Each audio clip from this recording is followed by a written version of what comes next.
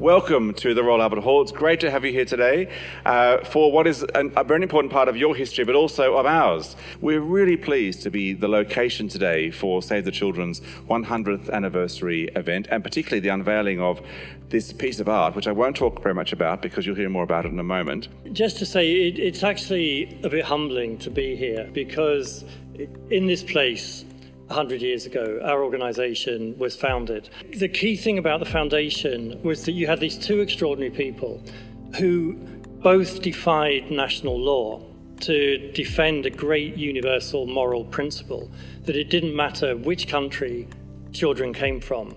The fact that they were children gave them universal rights, which all of us as adults had a responsibility to uphold.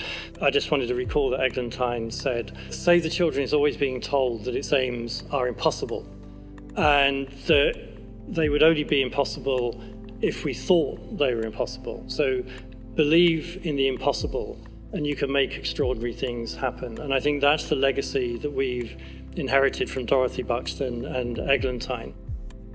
So they came to the Royal Albert Hall, and it was an extraordinary meeting. They had a number of supporters talking that day from the stage. Both of the sisters spoke. Dorothy rather wonderfully held up a can of condensed milk. She said, there is more morality in this tin of milk than in all the creeds. You know, let's not look at our divisions. Let's look at what we have in common. Let's work together to save the children. And then Eglantyne took to the stage, and she started quietly, but her voice rose with her passion until she called out, surely it's impossible for us as normal human beings to watch children starve to death without making an effort to save them. And there was absolute silence in the hall. And then all those potatoes went back in bags and people brought out their purses. Without our amazing bust that we're just about to unveil, we wouldn't be gathered here today to remember all the extraordinary work of those two amazing sisters that have brought us here together. Sadly, there is still the endless need for Save the Children to work around the world. One day we might be successful and say that we don't need to exist anymore, but for the time being we really do. And this extraordinary bust is going to be a reminder. So I really think, Ian, you ought to come and tell us a little bit about this bust. How on earth you create a bust of a woman who doesn't exist at the moment, and very few pictures exist of her. So how did you do it?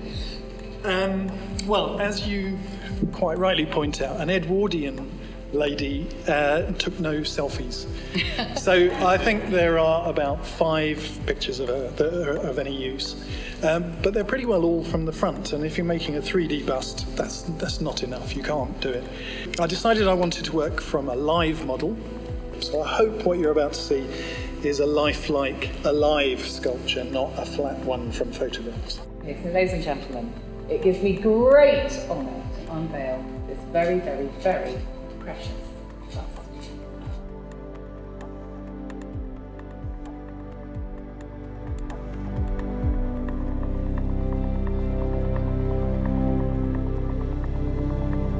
What a moving and what a wonderful experience this has been. Thank you very much indeed.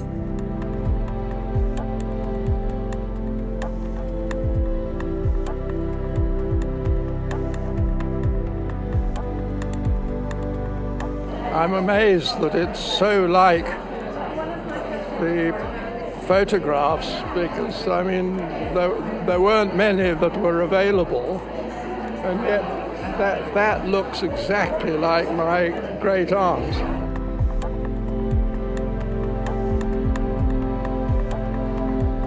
And it really, I think, captures the spirit of our founder and what she stood for, which is a champion of rights for children and somebody who stood up for what she believed in. And of course, that's what we're trying to do today.